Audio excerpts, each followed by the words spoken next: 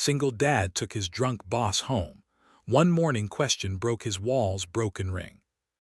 The moment I saw my boss stumble in those $2,000 heels, I knew my carefully rebuilt life was about to crack.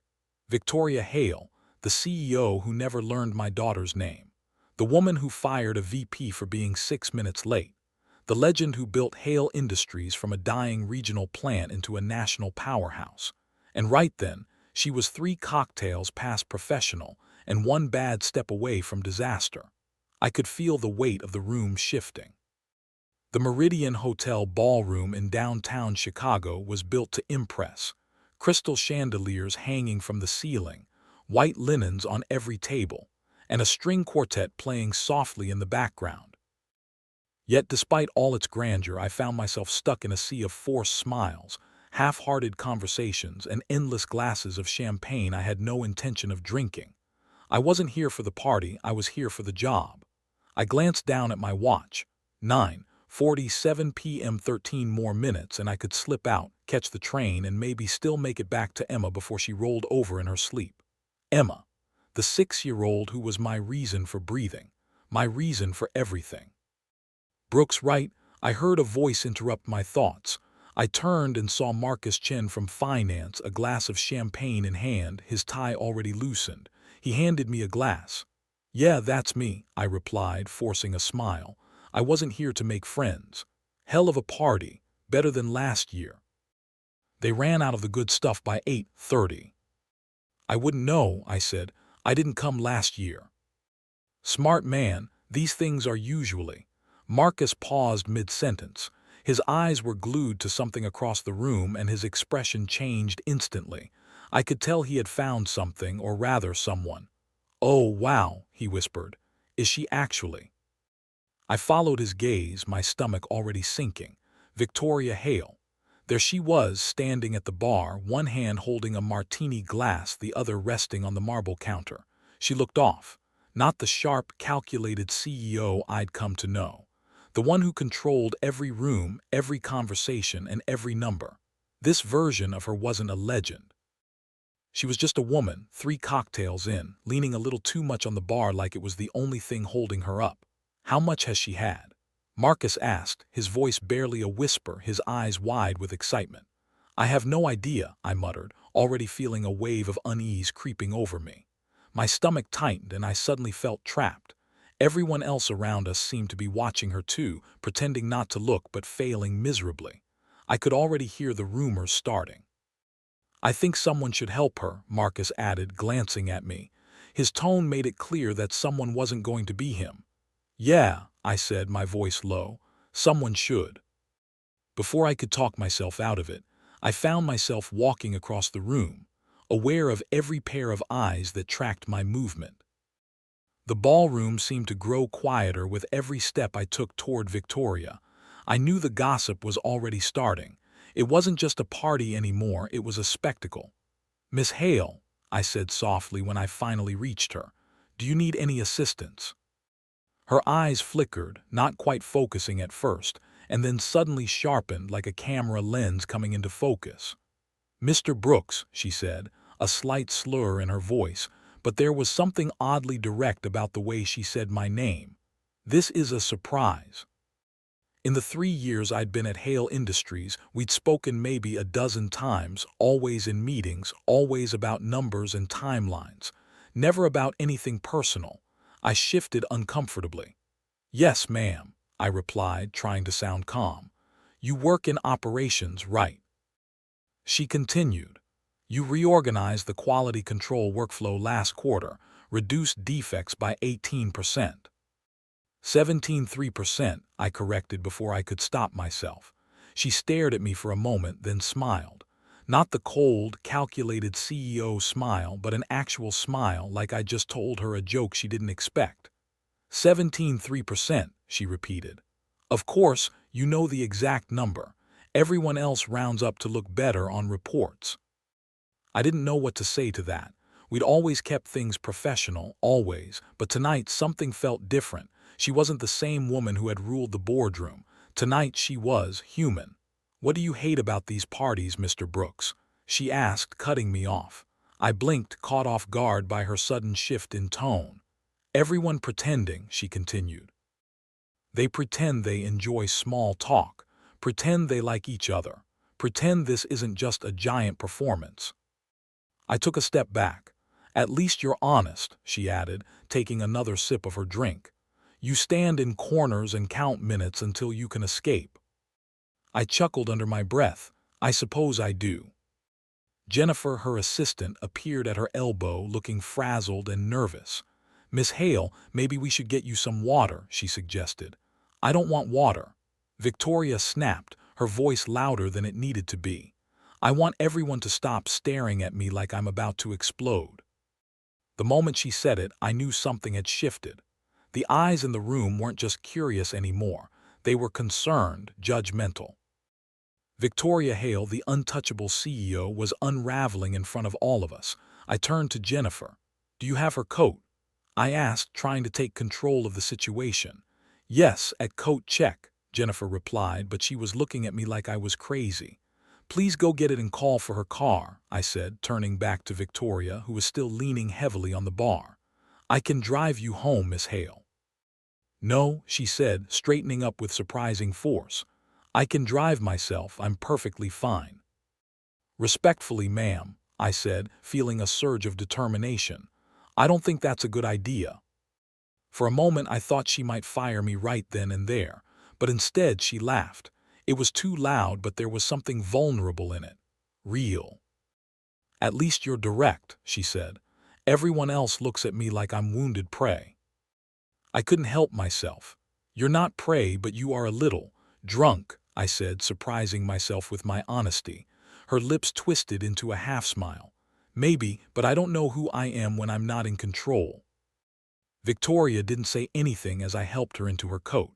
Her eyes were fixed on the floor, her expression soft but clouded, like she was seeing the world through a fog.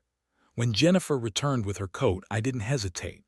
I held it open for Victoria, and after a brief pause, she slid her arms into it, the motion slow, almost reluctant.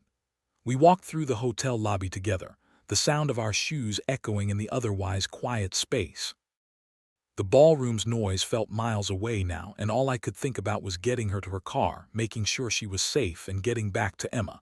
But it wasn't as simple as that. Are you really going to take me home? She asked suddenly, her voice barely a whisper. She wasn't slurring anymore, but there was something in her tone that made me hesitate. It was raw, like a crack in the armor she always wore. I am, I said, glancing down at her. You don't need to be alone right now. She didn't respond, but the look she gave me, soft and a little lost, was enough. We stepped out into the cold Chicago night, the chill of December settling around us like a heavy blanket. I could feel the weight of the situation sinking in. This wasn't just about taking a drunk boss home. Something was shifting between us, something neither of us could ignore. The black Mercedes waited out front, the driver standing by the door, but as soon as we stepped outside, the flash of phone cameras caught us. I could hear the whispers behind us. People knew what was happening. They were already talking, already making assumptions. Victoria didn't seem to notice. She walked ahead, her heels clicking sharply against the pavement, but I could see how her shoulders were slumped, like the weight of the world had just landed on them. I wasn't sure why I felt the need to protect her, but it was there, pressing at my chest. She wasn't just the CEO anymore. She was a woman who had let go of her control and who needed help, even if she couldn't admit it. As we climbed into the car, the silence between us felt like a heavy thing. The driver asked for her address, and she recited it without looking at him, as though she were reciting some routine she'd done 100 times before. The city slid by outside the window, and for the first time, I saw Victoria Hale as just another person. Someone who had built an empire, yes, but someone who had left so much behind in the process. She closed her eyes, leaning her head back against the seat, her hand still clutching the edge of her coat like she was holding onto something she couldn't let go of. For a moment, she seemed small, fragile, even though I knew that wasn't the woman she showed to the world. I don't usually drink, she said, her voice barely audible over the hum of the car. But tonight I thought, why not? Everyone else is celebrating, why shouldn't I? I didn't answer right away. She wasn't really asking me for an opinion, I realized. She was just speaking to fill the space, to make sense of a night that had gone so wrong. I was starting to see the cracks in her walls, and while I couldn't fix them, I knew I couldn't turn away either. $40,000, she murmured after a moment. That's what this party cost.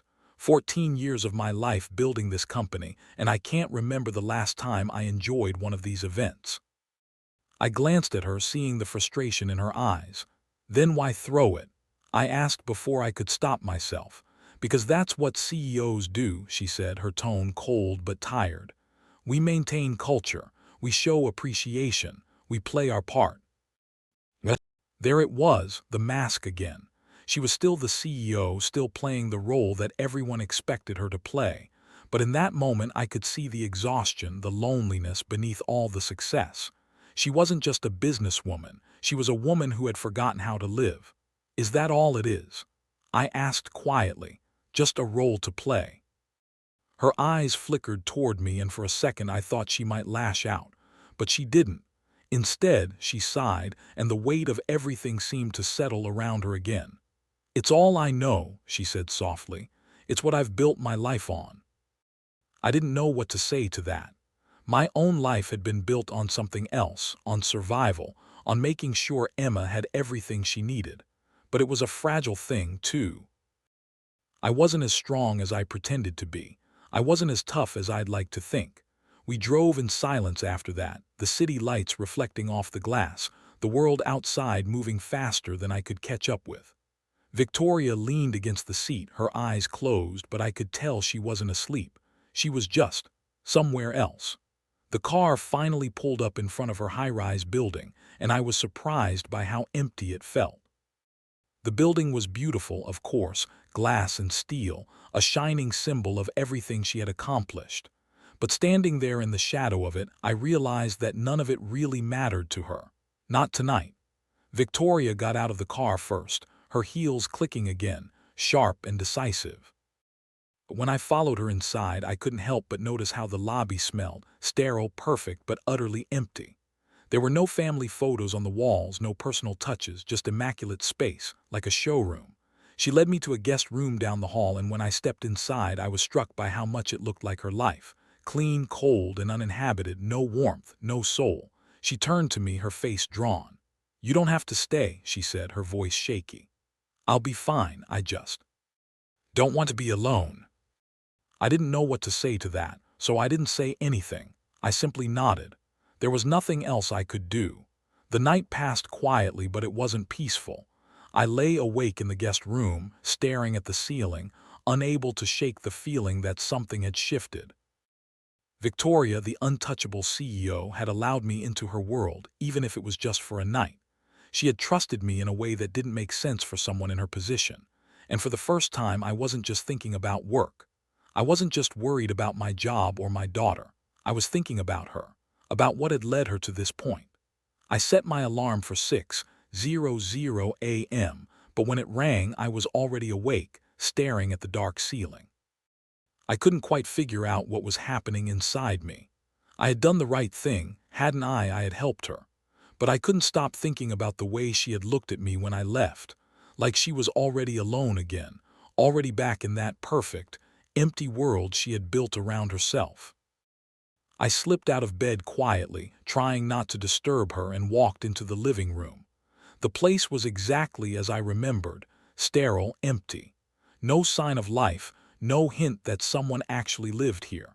I found the aspirin in the kitchen and left it by the sink with a note. "Miss Hale, aspirin above the sink. Drink water. Thank you for trusting me last night. See you Monday, Daniel."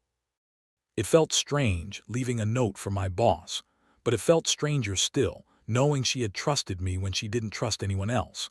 I didn't know what was happening between us, but I was starting to feel like I was in too deep to walk away now.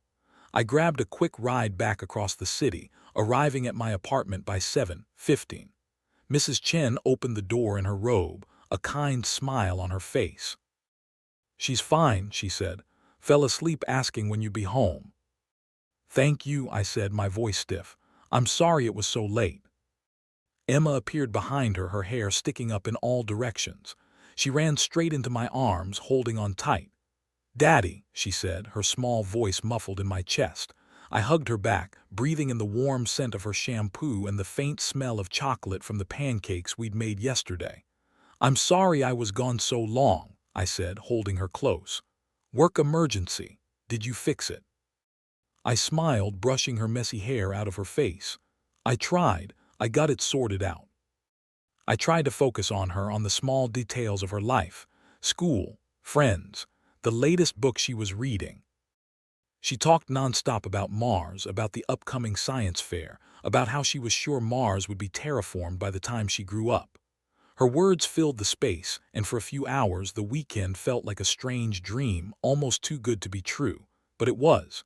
It was my life. Later that night, after Emma had fallen asleep in her bed, I sat in the quiet of my apartment, my phone buzzing in my pocket. I checked the screen. An unknown number. I stared at it for a second before tapping to open the message. "Victoria, this is my personal phone. You don't have to reply. Just wanted you to have it in case you changed your mind about tomorrow." My thumb hovered over the screen. I typed, deleted, typed again. I didn't know what to say. Then finally I sent it. "Daniel, I'll be there." The reply came almost immediately. "Victoria, okay. Good night, Mr. Brooks." I stared at her name for a moment, something heavy sitting in my chest. When I laid my phone down and shut my eyes, the question she had asked me in the car played over and over in my mind. How do you stay human?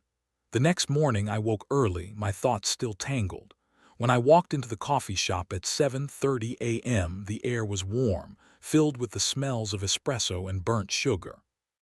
People lined up at the counter, most of them busy with their own lives, and there she was, Victoria, not in a suit, not in heels, just dark jeans, boots, and a soft gray sweater. Her hair was down, and for the first time she looked ordinary, human. She stood when she saw me, her expression hesitant. "You came," she said softly. "You invited me," I replied. It was a simple thing, but something in her eyes flickered at my words. We ordered coffee and sat at a corner table away from the windows.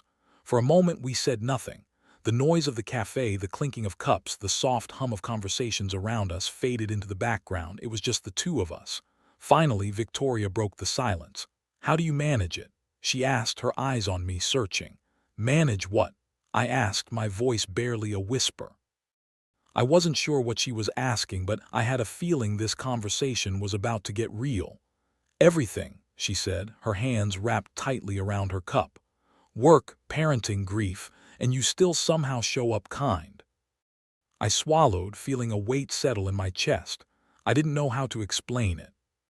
"How do you stay kind when everything around you is falling apart?" "Because I'm telling you this honestly, Daniel," she said, her voice soft, raw. "Right now, I'm not sure I know how to care about people without breaking apart."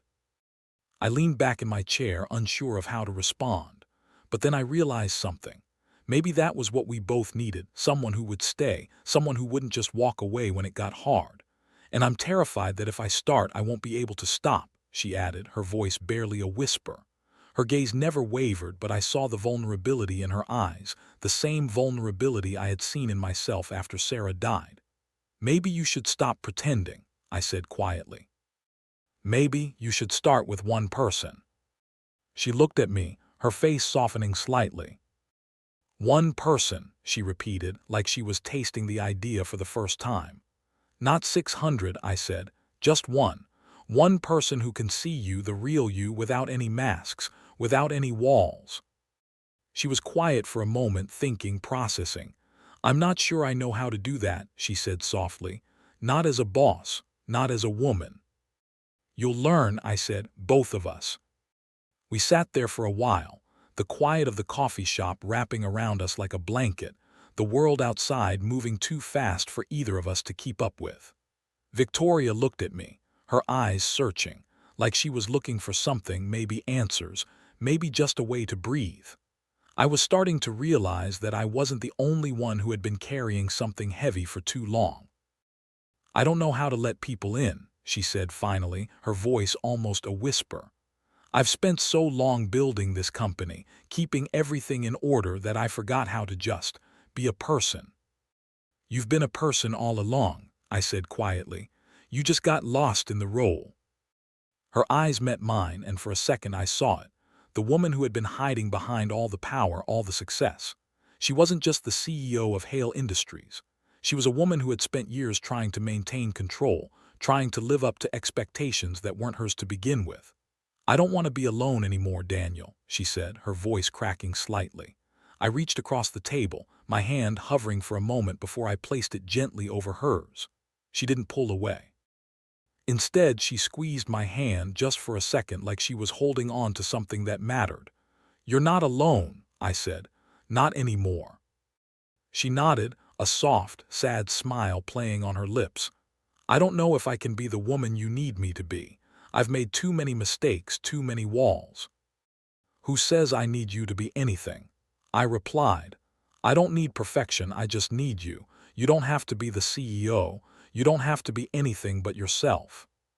She blinked, and for a second her eyes softened, like she was seeing me for the first time.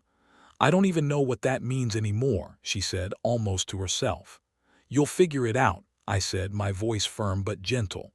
"We'll figure it out, together." The weight that had been hanging between us seemed to lift, just a little. I could see it in her face, the way the tension melted from her shoulders. She wasn't the same woman who had walked into that ballroom last night, who had tried to hide behind her CEO mask.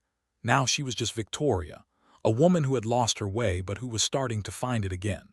The door to the coffee shop opened, and a rush of cold air blew in, snapping us both back to reality. Victoria looked at her watch and sighed. "I should go," she said, standing up. "The board meeting is in an hour." I stood too, but this time there was no distance between us. No walls, no masks, just two people who had shared something real.